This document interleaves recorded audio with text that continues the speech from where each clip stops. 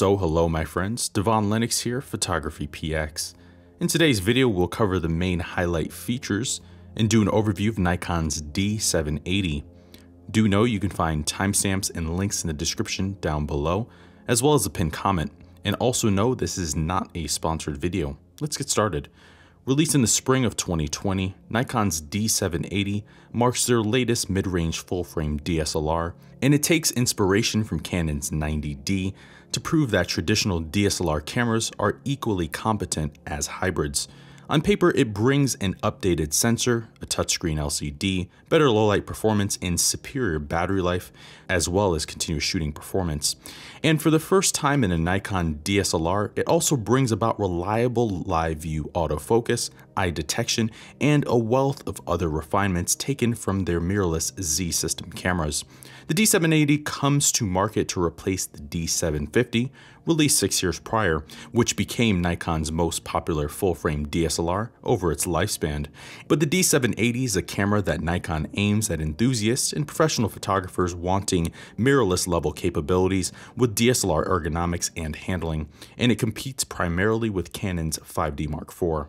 It features a brand new 24.5 megapixel full-frame CMOS sensor and the X-Speed 6 processor, a similar configuration as the Nikon Z6.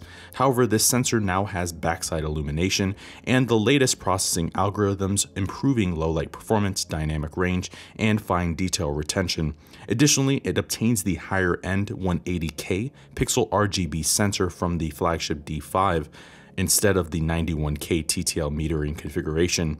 With this new metering system, the camera has vastly improved scene recognition to take much of the guesswork out of proper exposure, white balance, focus, and metering. Nikon's also improved the camera's selectable shutter speeds, and it now offers a maximum shutter speed of 1/8000 seconds or up to 900 seconds or 15 minutes. So you can capture star trails or long exposures without the need for a separate remote.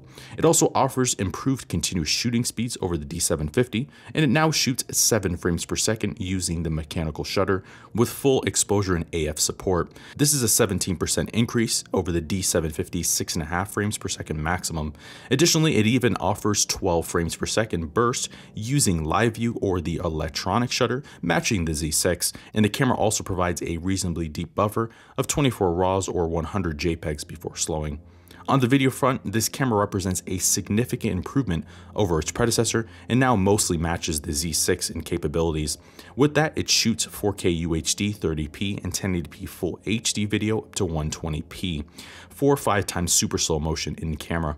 By contrast, the D750 only offers 1080p 60p video, so this is quite a change. And this camera also shoots videos using H.264 compression to the MP4 and MOV formats, and it produces videos by oversampling from a 6K readout to render true uncropped 4K video. The camera does have some recording limits to know, however. In this case, it has the standard 30-minute clip maximum and 3 minutes for 1080p 120p. Otherwise, it also features N-Log, HLG, zebras for highlight warning, built-in timecode, and it outputs a clean, uncompressed 10-bit signal via HDMI for use with external recorders or monitors. Low-light performance has substantially improved over the D750. Firstly, its predecessor's extended ranges are now native. With that, it offers a native ISO range from ISO 100 to 51200, but it also pushes to a high setting equivalent of ISO 204-800, eclipsing the higher-end D850. Secondly, the camera's metering now supports -3 EV, and together these have significantly improved general performance. Users can easily expect usable images up to ISO 12800 or 25600 with minor processing. For focus, it obtains the Multicam 3500 AF2 sensor from its predecessor when working with the viewfinder. Like the D750, this system offers 51 phase detect AF points, where 15 are dual cross type sensors for even greater accuracy in low light conditions to -3 EV. But it also obtains dynamic area, group area, and 3D tracking with overall processing and AF algorithms from the flagship D5. The result is superior accuracy and consistency when tracking moving subjects or shooting at high bursts. Complementing the camera's viewfinder AF system is a 270 33-point hybrid AF system taken from the Nikon Z6 for live view or video recording. This live view system also provides sophisticated tracking technologies such as face and eye detection, and it covers approximately 90% of the imaging area with AF support to -5 EV in the normal mode or -7 with the dedicated low light AF mode. The camera also obtains focus magnification and peaking if you prefer focusing manually. For battery, it uses the newer EN-EL15B battery, and battery life is excellent for a mid-range DSLR. Nikon rates the camera to deliver 2260 shots per charge, or 95 minutes of continuous video recording. Comparatively, its predecessor only offers 1230 shots per charge, so this is nearly doubling of performance in this regard. For displays, it obtains the same pentaprism optical viewfinder with 100% coverage and a large 0.7 times magnification as the D750. It also obtains the same 3.2-inch tilting LCD from the D750, which is helpful when working from low or high angles. However, it's now fully touch enabled and nearly doubled in resolution at 2.36 million dots, matching the D850. The LCD also has an 11-stage brightness adjustment, and you can even adjust its color or white balance, and it also supports Nikon's full suite of touch gestures, including touch focus, touch shutter, navigating and playback, and full menu navigation. Physically, it's almost identical to its predecessor, and it still uses a traditional DSLR styling and design that remains much in line with most Nikon full-frame cameras. But that does mean that it follows a proven button layout that's strategic and comfortable. However, Nikon's opted for several key refinements over the previous model. These include moving the live view toggle, adding a dedicated AF on button, repositioning the info button and the ISO button. They also redesigned the port covers, which are easier to access than before. Lastly, they've removed the scene modes. Instead, these options are grouped into the effects and auto modes. Together, these changes make the layout more intuitive and easier to switch between stills and video and make this camera a better hybrid camera.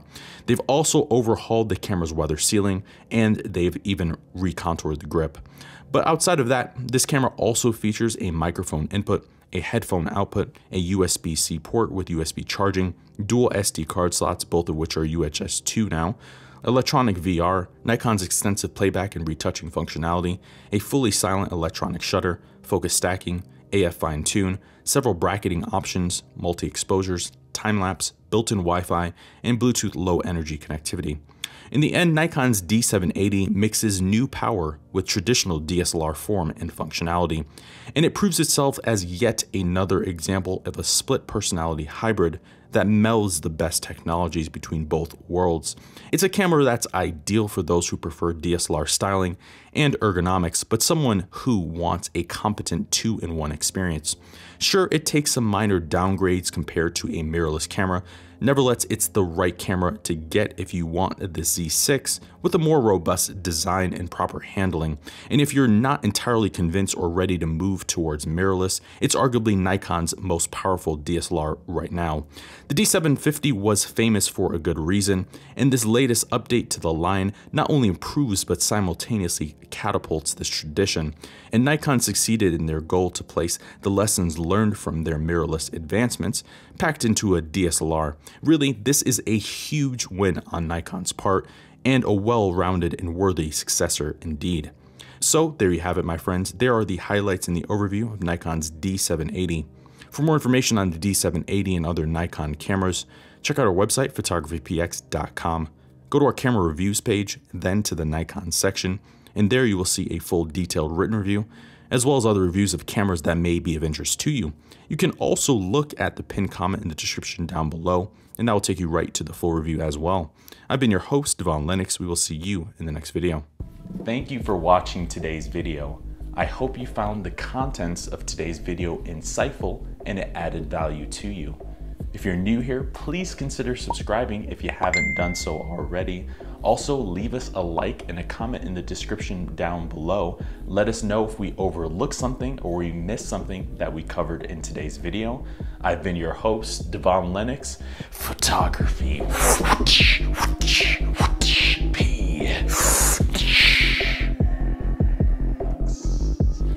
.com.